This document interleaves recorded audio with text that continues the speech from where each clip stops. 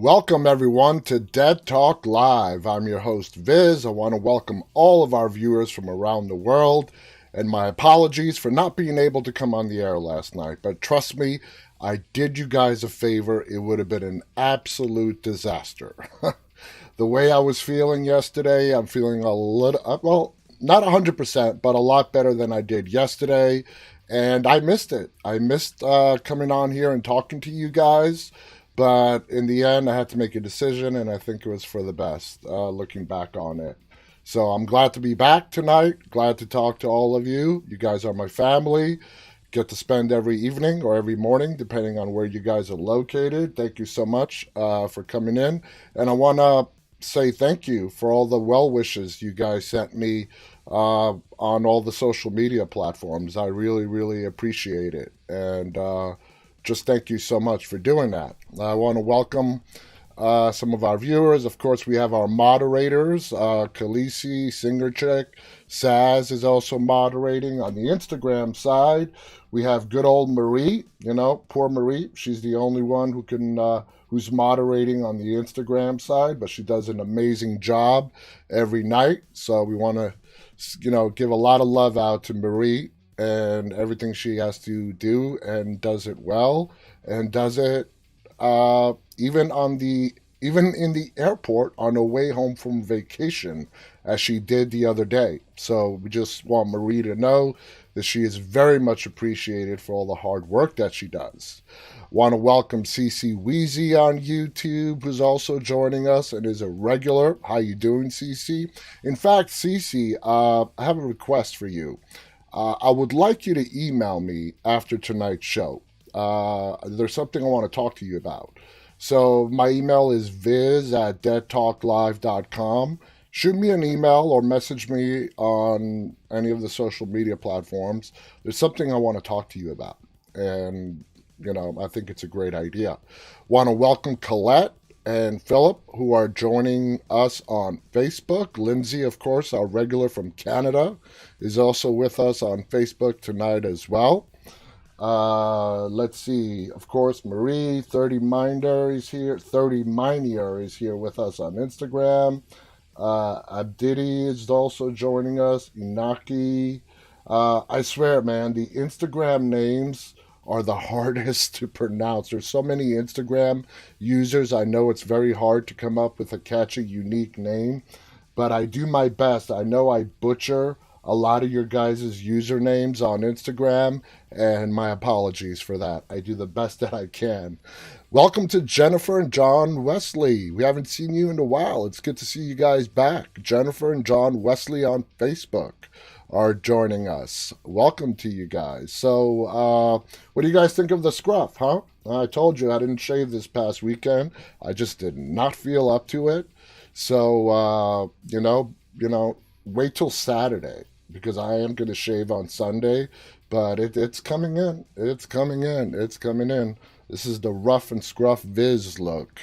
And trust me, this is nothing to how much I've let this thing grow out in the past. Anyway, let's get started tonight. I am energetic tonight. I'm ready to discuss some news, and tonight we are going to be touching on the topic of horror movies set in the woods. God knows there's been a lot of those, and we're going to be going over them. Not all of them, obviously, but a few of them, and see if you guys enjoy them or not. In fact, let me take this down. Personally, for me, I grew up in the urban jungle of New York City, okay? There are a lot of people, and this is just me. I want to make that very clear. The appeal of camping, I've never felt it. I've never had the urge to even try it. Like I said, I grew up in the urban jungle of New York City. The idea of going into the woods and sleeping on the bare ground in a tent just doesn't appeal to me. But that's just me, that's just my personal preference. I know there are a lot of people who love to go camping, and I'm sure it's a wonderful experience. It's just I have no appeal to do it. I never did it growing up, and I'm in my 40s now. I have no desire to do it now. But anyway, moving on. Of course, the woods. What is more terrifying than being in the middle of the woods, especially after the sun goes down, and you're in your tent? God knows, for all you guys that have gone out camping, I've never experienced it, but I can only imagine nature's sounds. And that would just freak me out. All right? It would freak me out. I remember when I left New York City at the age of 23 and coming to what I consider a pretty suburban area, but it's, but to the people that live here, it's pretty populated. But for me, it's very suburban.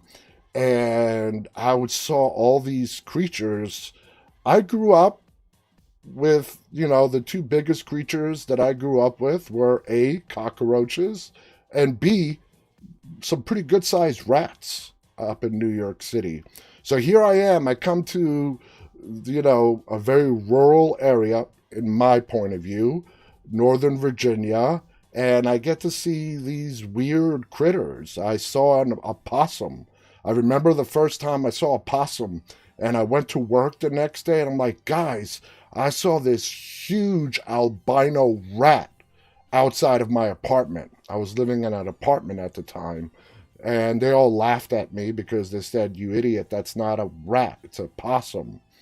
There are skunks that roam my neighborhood, and every now and again you will see a deer that has lost its way and is trying to find its way back home, roaming my neighborhood.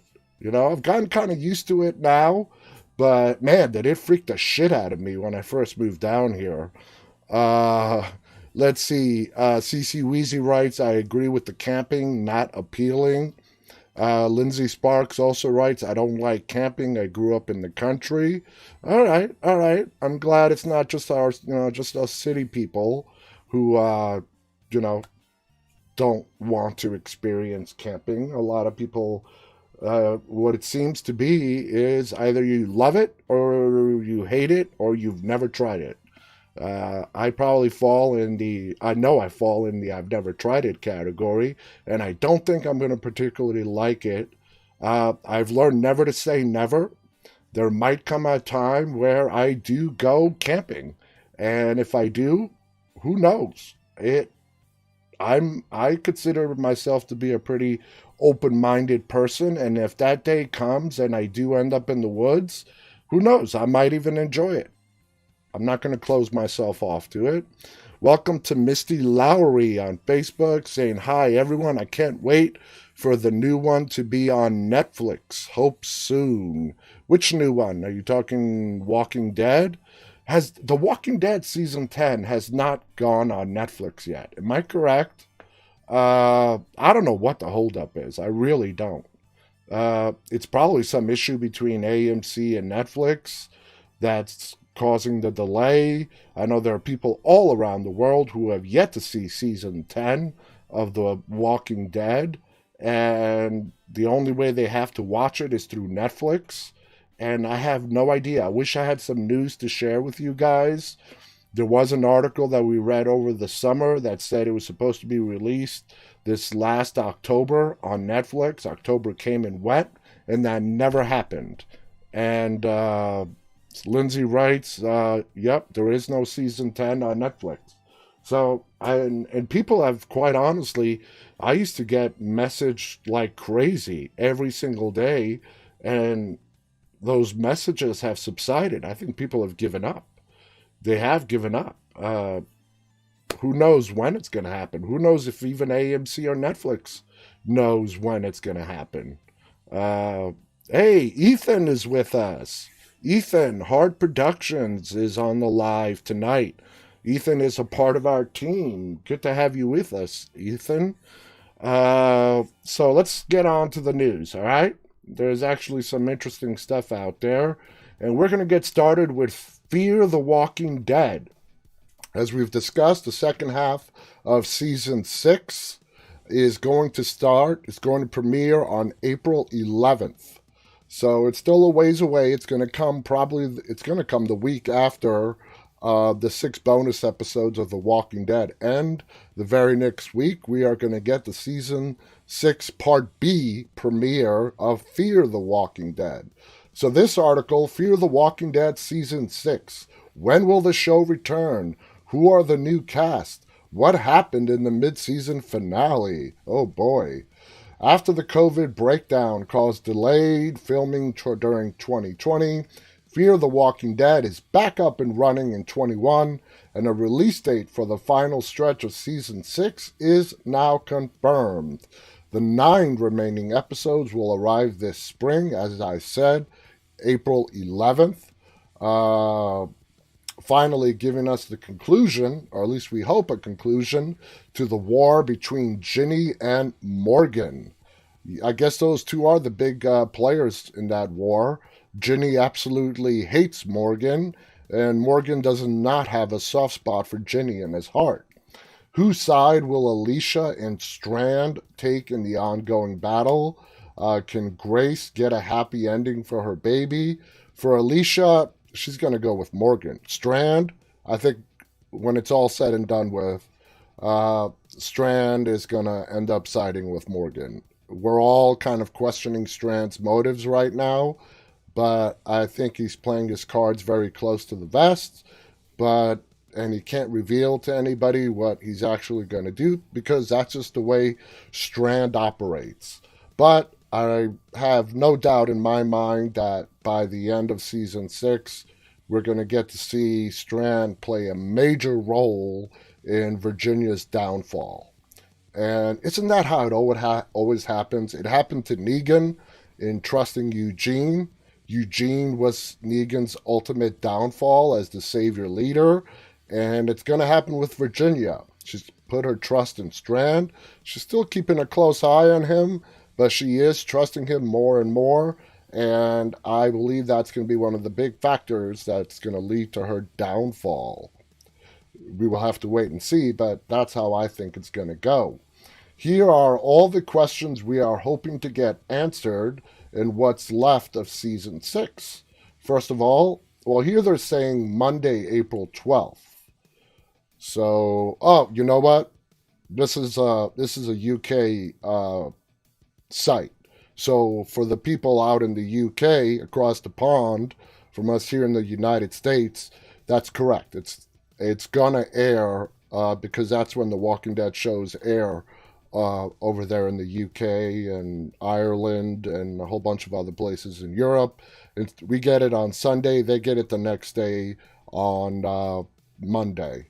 So for them, it is going to be April 12th on AMC. For us here in the United States, it's going to be Sunday, April 11th.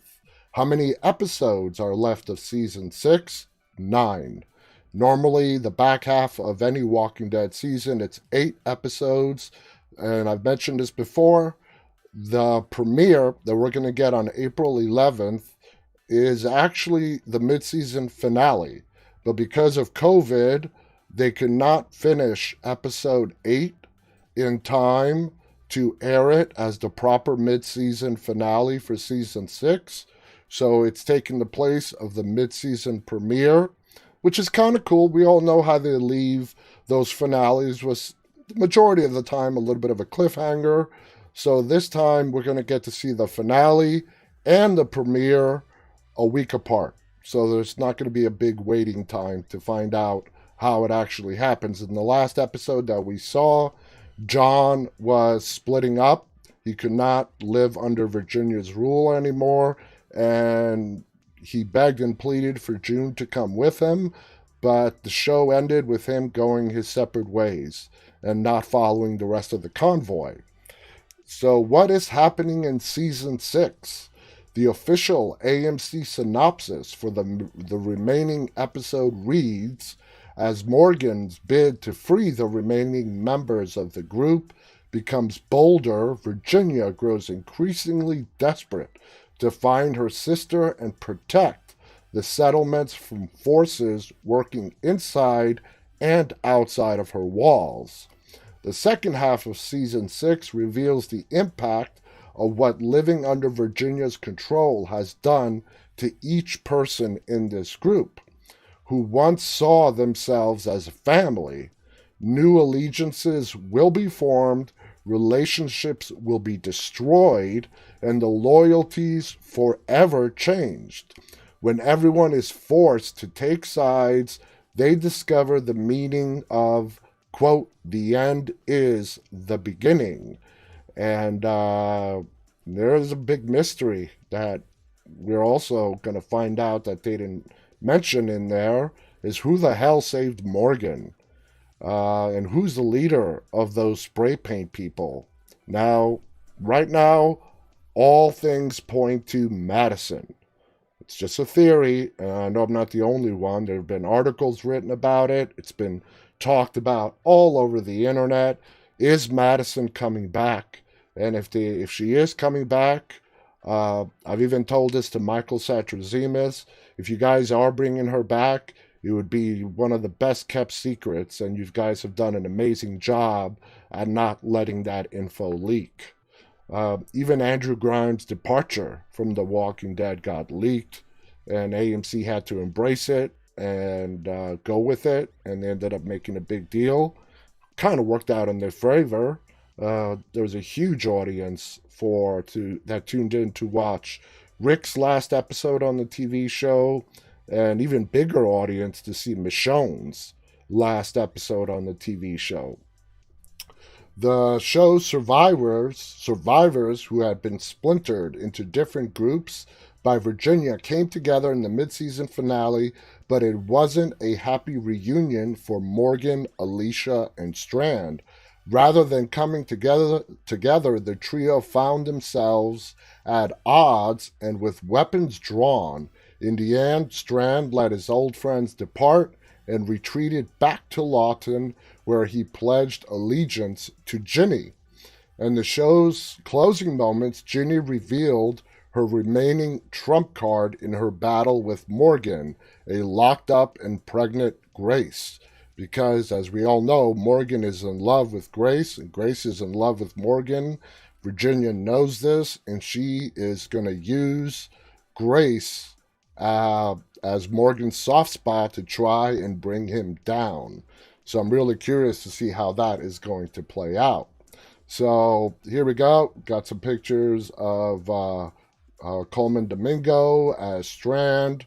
So, like I said, April 11th for us here in the United States, April 12th for the people across the pond. Colette on Facebook writes, Virginia reminds me of Jessie off Toy Story, but evil.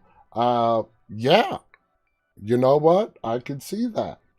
I love the Toy Story movies, and Jessie, yeah, I can see that. Red hair and all.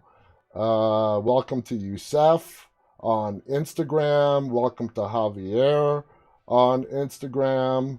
Thank you guys for joining in. So let's move on.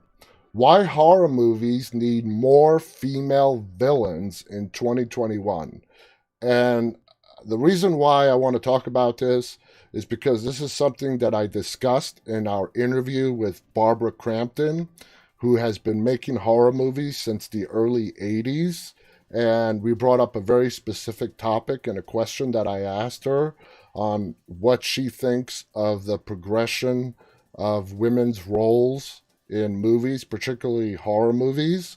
And the point that I was trying to make is, back then, it would be the woman that would be displayed as the vulnerable one, requiring assistance and help.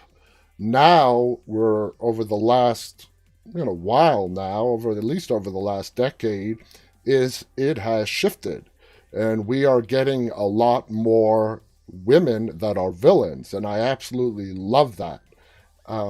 Take Barbara Crampton, who was our guest here. She is she's releasing a new movie with her starring in it called Sacrifice, and she's the perfect example. Barbara Crampton is on the top 10 list of horror scream queens, and in this new movie coming out, which is called Sacrifice, she is going to be sort of the bad guy.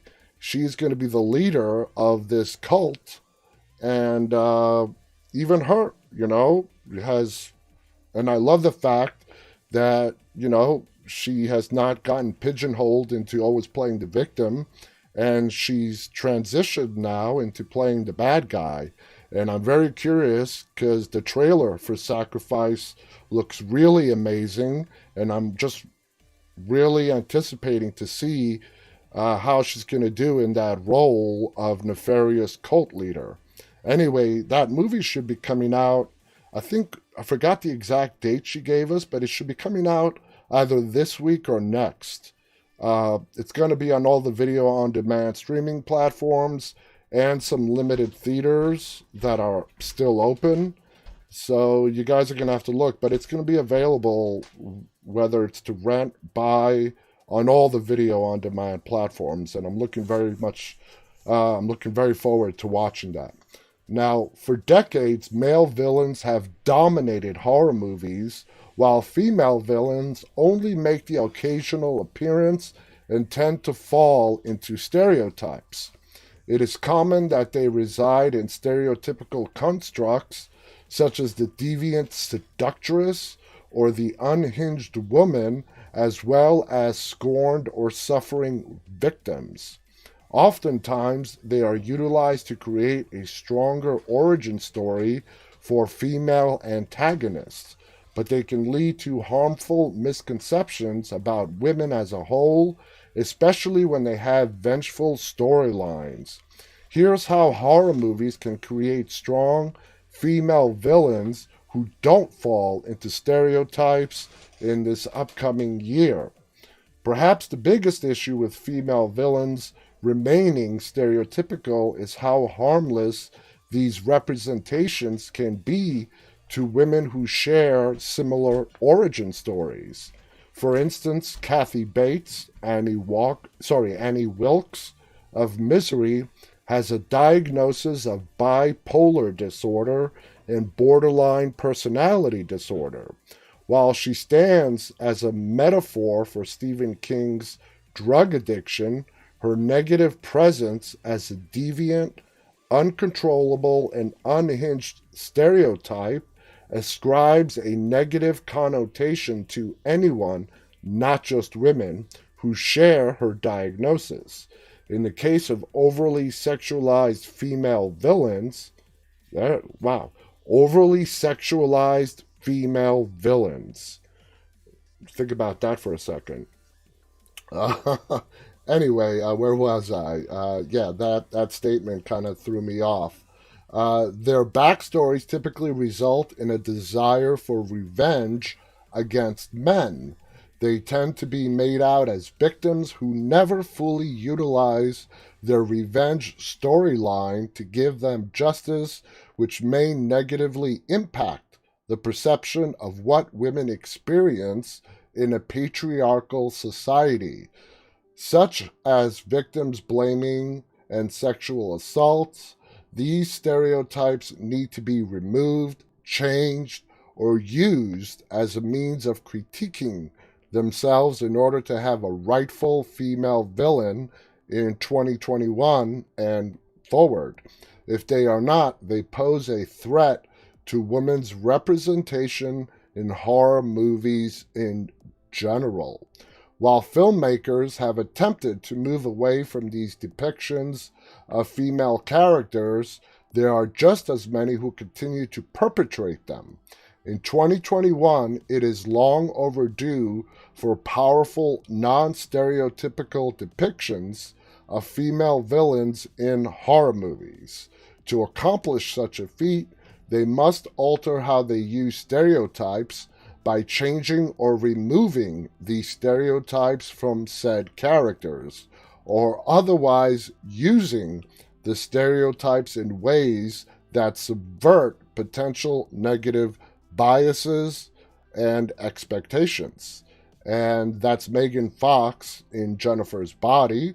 I guess she's a perfect example of that overly sexualized female victim, but as anybody who watched Jennifer's Body knows, she played a girl that was possessed by a demon. In order to pinpoint just how filmmakers can use stereotypes to their advantage in creating stronger villains, it is appropriate to examine Ginger Fitzgerald, Catherine Isabel of Ginger Snaps. She is a teenager who undergoes a dark transformation as a form of coming of age in the horror genre. I've never watched that, so there's not much I can chime in about that. Ginger is attacked by a werewolf during the exact moment of menstruation and begins to transform into one. This connotes she's reached the pinnacle of sexual maturity, leading her to fall under the deviant seductress stereotype. However, Ginger embraces her sexuality and takes to the role of seductress. In doing so, she subverts the victim storyline that came from her werewolf attack by leaning into her stereotype. This method tends to work better than simply removing the stereotype altogether, which can often be relatively unachievable, as Megan Fox's character in Jennifer Body has proven. And here's the picture, like I said, of Megan Fox. There are only a handful of female villains who can be defined as non-stereotypical, one of which is Rose Armitage, Allison Williams of Get Out. She is methodical and plays to her strength. There are no redeeming qualities to her, which make her the perfect villain in general. Furthermore, her origins are based in her upbringing, which makes her and her guardians equally vile. If she had fallen into an unhinged stereotype like Annie Wilkes, it is possible she would have become Lola Princess, Stone of the Loved Ones. She is equally as methodical but relatively unhinged. The way that Jordan Peele's Rose Armitage was able to avoid stereotypes was being void of any personality traits besides racist and manipulative. It ensures that no one could ever pity her like Annie Wilkes, Lola Stone, or Ginger Fitzgerald. I don't know about you guys, but I never had any empathy for the character of Annie Wilkes. She was just batshit crazy. So, talking about misery right there. What category? I know that was really deep, what I just read, but do you think the character of Virginia on Fear the Walking Dead is stereotypical? Or do you think the writers on Fear the Walking Dead accomplished by creating the character who is a villain in Virginia in a non-stereotypical way? What do you guys think about Virginia? For me, I don't really see her as stereotypical. I don't really see her as unhinged, not a seductress. But the only, I don't know, the only similarity that I see with Virginia is I see that she's kind of like the female version of Negan on The Walking Dead. That's it. Other than that, I don't see any stereotypes in the character of Virginia. Colette writes, I think they've done a good job. I agree. And Fear the Walking Dead, and the Walking Dead universe in general, needs female villains. We have gotten a few along the way. Dawn, who killed Beth on The Walking Dead. But not that many. If you really think back, it's been predominantly male antagonists. Gareth, the leader of Terminus, of course, Negan, the governor. So, in World Beyond, Elizabeth is an antagonist, until, that could change. Also, Huck, played by Annette. She is also, she's Elizabeth's daughter. She is presently on the bad side, so she is kind of a villain.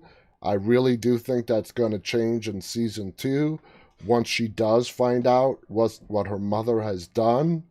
But so, Virginia in the entire Walking Dead universe, you can actually say is the first bona fide bad guy that has a huge major role. The only other one that I can think of from the universe is Dawn. But Dawn, I don't know, she was just kind of like an afterthought more than anything else. Summer is with us. Welcome, Summer. I hope you're doing better. Summer is with us on YouTube saying Virginia is okay, but Alpha was the best female victim. Female villain. Sorry, I did forget about Alpha. Alpha was great. Alpha was, I mean, wow. Maybe that's my own bias playing into my subconscious to where I totally glossed over Alpha because she was so good at being a villain and with that whole shaved head look. Maybe in my mind, subconsciously, I thought of Alpha as being more of a male character than a female character. You see how we all fall into these sort of subconscious biases that we form in our own minds? I completely glossed over Alpha. So there's a perfect example, and it just unfolded right here live on the air. Hard Production writes Alpha was the best. Samantha Morton, who played Alpha, did an absolute brilliant job. I mean, she was just fantastic. She was evil. There was no redemption in Alpha. I still see a little bit of possible redemption in Virginia, uh, even maybe in Elizabeth in World Beyond, definitely in Huck in World Beyond as well. So, perfect example of how these filmmakers play into our own biases as viewers, whether it's done consciously or subconsciously. So let's see. As let's see, I don't want to butcher this name. As Lepko on Instagram is with us saying, I like Daryl very much. Well, you're not alone in that one. Super on Instagram said, who said Hollywood is depicting real life storyline? Smiley face. Super also goes on to say on Instagram, women aren't portrayed as role models and no lead parts. Yeah, I mean, there's Hollywood needs to make some changes. They're doing it, but they're not doing it fast enough. Singer Chick writes on YouTube, I'd be hard pressed to decide between Negan and Alpha as to which is the better villain. Ooh, me too. That's a hard one. CC Wheezy writes, did Negan kill Lucille after she turned? Yes. Yes. And we're going to see that in the 6th bonus episode, where we actually get to find out how exactly that unfolded. And that's why that's the episode that I'm looking forward to the most. Next thing on the list, just keeping it, we're already 34 minutes into this. I'm not going to get, let's see which other articles we have here. That's a duplicate. The Walking Dead. Okay, this is the one that I wanted to read. It's about Negan. Negan needs one more kill to achieve full redemption. Now, I don't read these articles in full. I just read the headlines, and I want to read them with you guys live on the air. This headline perplexed me. Okay, Negan needs one more kill to achieve full redemption. AMC's The Walking Dead has been trying to redeem Negan, and Season 10 has an opportunity to do this properly if he kills the past. All right. In The Walking Dead, Negan's journey has been a remarkable one. It was difficult to believe he could make a U-turn in the eyes of fans, but come Season 10, he's certainly shown he could help the Alliance in the absence of Rick Grimes.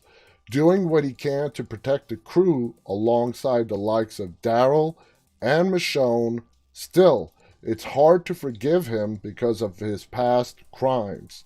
However, from the trailer for the rest of the season 10 episodes, it's clear Negan can achieve redemption, but he has to complete one more kill.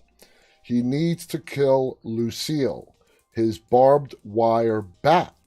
The trailer hints at the origin of it, which means fans could possibly witness the death of Negan's wife, also named Lucille. If this plays out, then fans will see how he translates that pain into his bat, and it will definitely explain how, when we really found out, when he was locked in that cell and he tried begging Michonne just to have that bat back, he really did transfer his pain that he felt for his wife, which he had to put down after she died in turn. At least that's how I think it's going to play out on the screen. I could be completely wrong.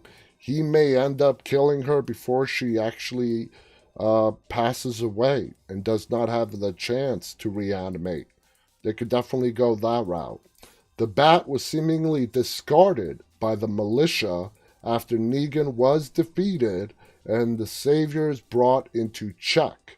And it makes sense that they wouldn't want anyone in the Alliance to remember the pain he inflicted with it.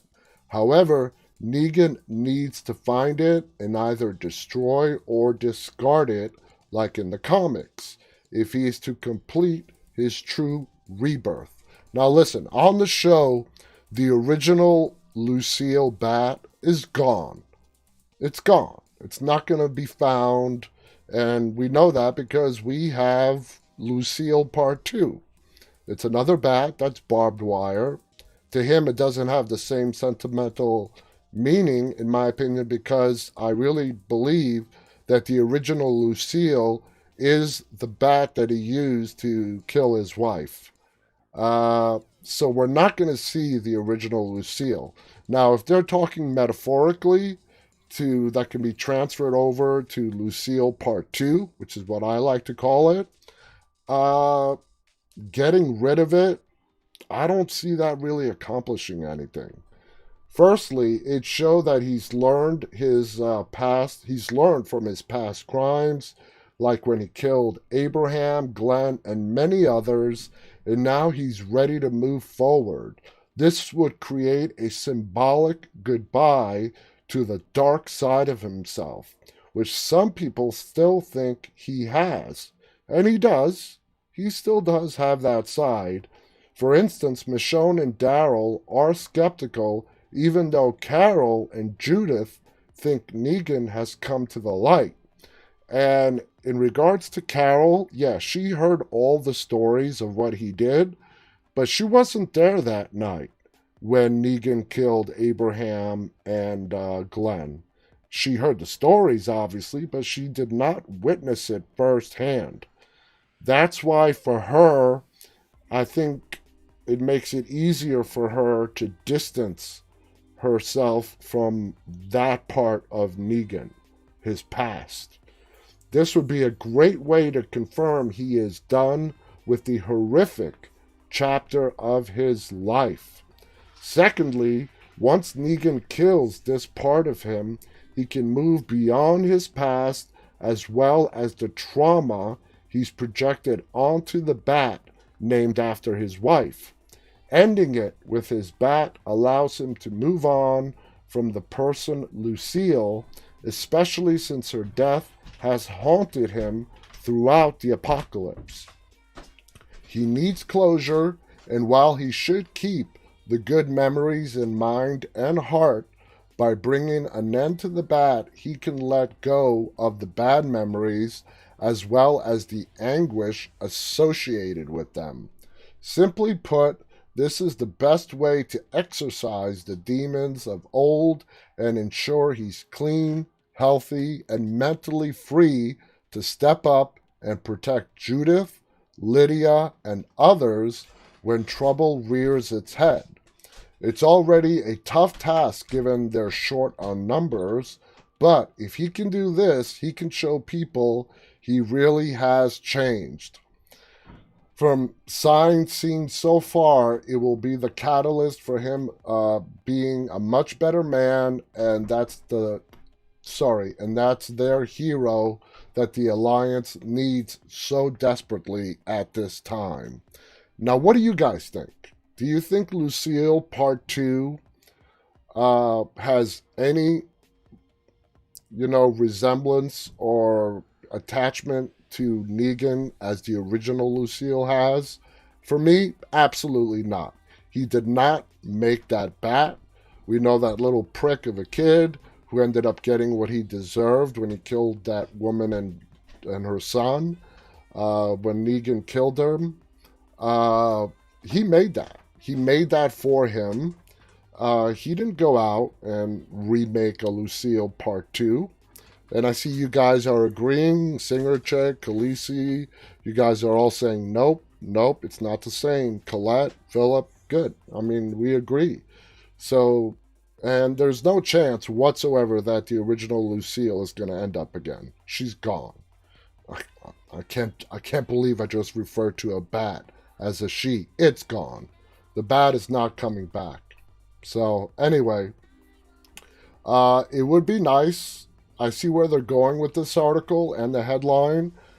If the original Lucille was still around, and let's say it was being kept for some reason in Alexandria, what I think they should have done with it is, in regards to Rick and Michonne and Daryl after the Savior War, is just destroy it. Not hold a big ceremony and let's watch Lucille the Bat burn type of destruction, but not just leave it there either. Okay? It was a way for them, who they are referred to in this article as the Alliance, we call them our survivors, is to destroy the bat. Burn it, do whatever you want, don't make a big deal out of it, but make sure it's gone, and it's gone forever. And what I would have done is make Negan watch that bat being destroyed as part of his punishment after the Savior War. That's what I would have done. As well as putting him in jail, I would have shown him that part of, that thing that he gave life to in regards to the Saviors and his way of running things is officially over. That's how I would have handled it. So, let's see. What else do we have? Some new photos here. Here's Hillary Burton. Okay. Here's another picture of Negan right here. Let me see what happens if I click on this. It's going to take me to the Twitter thread. I've never seen these pictures.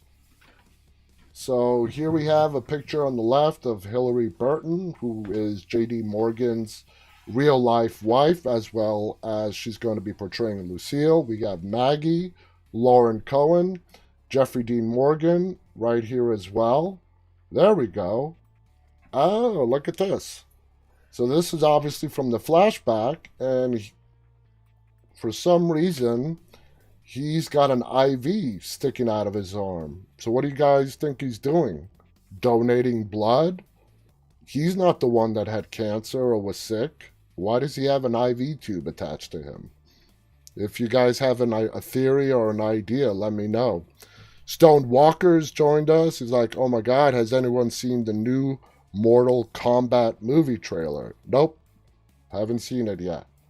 So let's take a closer look at this picture of Maggie. Not much that tells us. Here's the picture of Hillary. This has to be offset or, not during shooting. What else do we have here? Who the hell is this? Do you guys know who this guy is with the galoshes and the hoodie?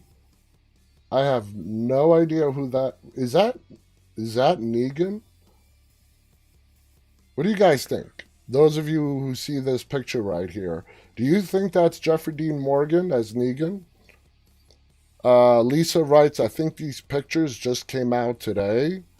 Colette writes, as far as the IV tube, probably a plasma donation. All right, you guys are saying that is Negan. Nope, no, Colette, it's not Jesus. It's not Jesus. It's not Thomas Paine. The majority, Amal on YouTube also says Negan. All right, it's Negan. It's just with the galoshes and the hoodie. It's hard to tell who the hell that is. All right, here's another picture of Jeffrey Dean Morgan in the flashback. Negan talking to Lucille. And you could tell just by the way he's dressed in the pictures that we have seen from this flashback episode, just his clothing and his demeanor. Look at the look on his face. You can really tell that the Negan that we first met in the beginning or the end of season 6 into season 7, that person came to life, and it's not who Negan was before the apocalypse. His wife's death, I mean, it's an understatement, had a huge impact on who he became. And that's how I think that flashback episode called Here's Negan is going to end. And what we saw in the trailer of him putting on the leather jacket, the scarf, having the bat, him sitting on the chair saying, little pig, that is the birth of the Negan that we got to meet right after he had to kill his wife. So that was his way of dealing with her death. Basically, that side of Negan that we see in these pictures right here is dead. That old Negan is dead. He has transformed himself into a new Negan, and hence that's how the saviors are born. Lizzie Monk on Facebook writes, oh my god, Negan looks so shit hot. Shit hot. Never heard of it that way before. Singer Chick writes, you think he always just grew tomatoes and was a good guy till she died, and that's when he flipped out? No, not growing the tomatoes part, but I do believe he was a good guy. I don't think he was a great husband. And I think that's part of the guilt that led to him becoming who he became. He feels guilty to the kind of husband he was. This is pre-apocalypse, maybe even before Lucille got cancer. Okay? And maybe he was an alcoholic, a cheater. Khaleesi writes he did cheat on his wife. I think that is a known fact in the comic books. Negan was a cheater. And, you know, when everything went to shit, that's just added to the guilt that he had to bear. And that's how he dealt with it, is becoming basically evil. So in the time that we have left, I do want to talk about today's topic. We are going to be talking about the woods. We briefly discussed it, about camping, woods, and how it's the perfect background and setting for a good horror movie. And we've all seen plenty of horror movies shot in the woods. Of course, the Blair Witch Project. So many of them out there. So I found this video that lists some of the top 10. This is from We Got This Covered, I believe. Want to make sure I give due credit to whose video I'm about to play. But let's go ahead and check this video out. And, there we go. Here we go. What culture? Whether it's the depths of the rainforest, the vast expanse of the desert, or the unsparing terrain of mountain ranges, there are few things more primally and existentially Cabin scary in the than woods, the wilderness. that's right, that's and another horror good one. filmmakers have known this since time immemorial, using the emptiness of nature as an excellent stand-in for whatever creepy metaphorical threat looms large over society. Also because it rightly just scares the crap out of viewers. The wilderness is home to all manner of mountain men and monsters, hammering home the fear that we have lost touch with nature and one day it'll want to claim us back. These are the films far from the edges of civilization that realize Mother Nature as a woman this scorned. movie here. I am the poisonous Motel Ash from What Culture Hell. Horror, and these are the 10 best wilderness That horror was movies. a freaky movie going 10. back into the Wilderness. 80s. Wow. Disliked by critics upon release, but since rediscovered as a cult classic, Wilderness is an underrated British horror. A gritty indie which sees some juvenile delinquents face all sorts of horrors in the titular wilderness. They arrive there after being sent to atone for driving a fellow juvie inmate to suicide via bullying. The group are gruesomely offed one by one in a tense and terrifying horror that makes full use of its unsettling setting, and benefits from a well-rounded turn by then-rising star Toby Kebbell as the film's troubled Good night, anti-hero. Summer. Thank you Taking for stopping inspiration in. from a whole bunch of excellent British horrors that tap into the dark side of the countryside, it's only fair for a movie with this title as its title to make this list, surely. 9. Animal. Released in 2014 and starring a rogues gallery of former child stars, yes, that is 2003's Peter Pan you noticed amongst the lineup. Animal is a simple, straightforward, and terrifying creature feature which uses the beautiful North American wilderness as its evocative setting. This monster movie makes incredible use of its remote and stunning deep forest scenery in the film's early scenes, eschewing the claustrophobic, rotting woods of the Evil Dead and its imitators in favour of a lush, verdant landscape of gorgeous greenery. Gorgeous greenery wherein there are all manner of monsters though, remember. The fact that it's a creature feature doesn't detract from the foreboding emptiness of its setting and the tangible distance from civilization. Much in the same way the descent strands its victims below ground, here our heroes are in the same situation in the open expanses, but nothing is there to hear their cries. Or worse, the only things that can hear said cries are all I the agree monsters with you, hunting Lizzie. them. The Evil Dead 8. The was Hills Have scary as Eyes. shit. Wes Craven's 1977 horror set the blueprint for wilderness horrors to follow by combining the most disturbing Hills Have elements of its Eyes, man. That's predecessors another into good one. one nightmarish, politically charged slice of bleak 70s horror. So Deliverance had monstrous men far from civilization assaulting and attacking our heroes. This one has an entire family of them scavenging through a nuclear wasteland and eating unfortunate tourists for sustenance. The Texas Chainsaw Massacre already had an entire family of cannibalistic backwoods monsters. This film pits them against a clean-cut, all-American family with a baby and a dog in tow instead of some burnout college kids. The stakes are raised immeasurably when it's a nuclear family under attack in this gruesome siege horror. And the we're not so different parallels are far more obvious and evocative than in Craven's earlier shocker, The Last House on the Left. After all, this is the story of a small American family just trying to survive by any means possible, from either perspective. 7. Motel Hell. 1980s underrated horror comedy Motel Hell reimagines the wilderness horror as a goofy, campy spectacle which offers a harsh and hilariously unsparing satire of America's middle class. The film remains wildly underrated as a charming, macabre horror comedy remix, and it is a must-watch for fans of the subgenre. Here, the villains are the cheery proprietors of the titular establishment. Cece, a have couple you who turn seen the Motel unfortunate Hell? guests into awarded artisan sausages. But where the likes of Leatherface and co. were driven to cannibalism by extreme poverty and have seen their once dignified lives torn apart by industry rendering their work irrelevant, here the villains are perfectly well off and have set up this cannibalistic business for the sake of money-making enterprise. Brimming with sharp, dark wit, this one is a great satire of amoral entrepreneurs as well as a stellar wilderness horror. 6. Wrong Turn. Post-2000, the turn of the millennium meant that the I love reliable the Wrong 30-year Turn nostalgia movies. cycle It's was either ready it's for the those kind of gritty movies you're brutality either of gonna 70s love horror or classics. hate. Ironic wit and meta-horror was out, savage and unsparingly cynical survival films were in. Enter Wrong Turn, a franchise so successful it managed to produce 5 sequels in short order, reigniting public interest in the wilderness horror subgenre with its simple teens versus cannibals plot.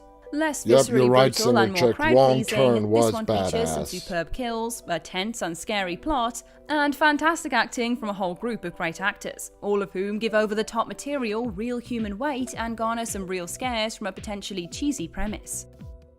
5. Long Weekend. While something like Wolf Creek could easily get a mention here instead, I want to throw up an older classic that takes on all the horrors of the Australian wilderness We're getting and puts short them front on and centre time, for so viewers to I rank. really want to see what this list goes through. So let me just try to notice a lot of these movies are like from the 80s Much and different 70s. way, as this movie shows. 4. Deliverance. Far from the campy kills of Wrong Turn, Before we get into Deliverance, guys, staying on this topic of terror in the woods, there is one state in the United States that if the majority, I don't want to say the majority, but a lot of horror movies that center around the horror in the woods, and that's West Virginia, okay?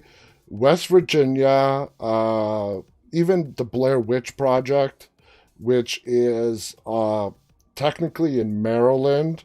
It's that little triangle area where Pennsylvania, Maryland, West Virginia sort of collide and intermix with each other. So that place in Maryland is very close to West Virginia. But anyway, West Virginia is it's those places. It's the state directly west from me. I don't like going to West Virginia because of all the horror movies that I have seen based or supposedly based in West Virginia. It freaks me out.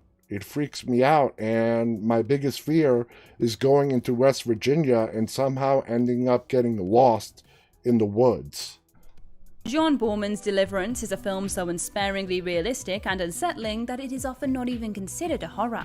Call it what you like, though it's hard to imagine finding at least one sequence anything other than terrifying. Virginia. This survival film is one of the most upsetting and intense endurance tests in the subgenre's history. Deliverance remains realistic and horrific decades later in its simple story of four businessmen who raft upriver, only to run afoul of monstrous hillbillies and become embroiled in a battle for survival. And it is an unbearably absolute tense, classic. The film's simple plot benefits from incredible stunt work undertaken by the cast themselves, as well as all-time great chemistry between the stoic Burt Reynolds, the nebbish John Voight, and a career-best Ned Beatty as their traumatized friend. This one, like Walter Hill's later Southern Comfort, is strong look at stuff Burt that won't Reynolds. sit well with all viewers.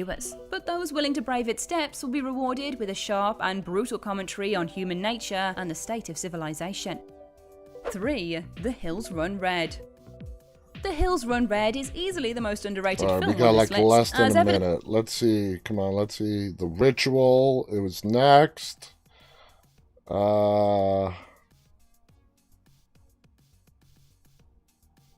Texas Chainsaw Massacre. That's our list. What other outdoorsy types belong on this list? Share your thoughts in the comment section below. Yeah, Texas Terrain, if Chainsaw you will. Massacre The was Texan number vistas one. are Now, Texas Chainsaw Massacre, yeah, you could say it in the woods. For me, it's just not really the woods, but a very rural area in Texas that this deranged family live in, and another classic right there. I'm pretty sure all of you, or the majority of you, have watched the original Texas Chainsaw Massacre. It's a movie that's been rebooted, remade, sequels, and so on, and it's still alive today. And we have not seen the last Texas Chainsaw Massacre movie. So anyway, guys, we are out of time. This hour just flew by. It was great to be back here tonight talking with you guys. We'll be back again tomorrow. If this is your first time watching us and want more information about our show, please visit deadtalklive.com. We stream every night at 9:30 p.m. Eastern to YouTube, Instagram, Facebook, Twitch, and Twitter. It's amazing as always. Stay safe. And until tomorrow night, guys, remember to always, always stay walking. Good night.